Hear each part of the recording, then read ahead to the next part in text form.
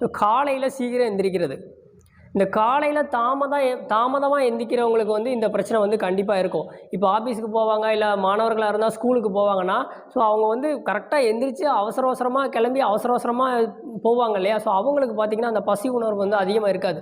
ஏன்னா காலையில் நீங்கள் சீக்கிரம் எந்திரிச்சிட்டிங்கன்னா உங்களோட அந்த சாப்பாடு டயத்துக்கும் நீங்கள் எந்திரிச்ச டயத்துக்கும் ரொம்ப கேப் அதிகமாக இருக்கும். ஸோ அந்த டைமில் வந்து நீங்கள் வந்து ஒரு உடற்பயிற்சி பண்ணுறது, யோகா பண்ணுறது, இல்லை சைக்கிள் பண்ணுறது, நீச்சல் அடிக்கிறது, இந்த மாதிரி ஏதாவது ஒரு வேலைகளை வந்து உடம்புக்காக செஞ்சுட்டு இருக்கும்போது ஒரு குறிப்பிட்ட ஆற்றல் தேவைப்படும்.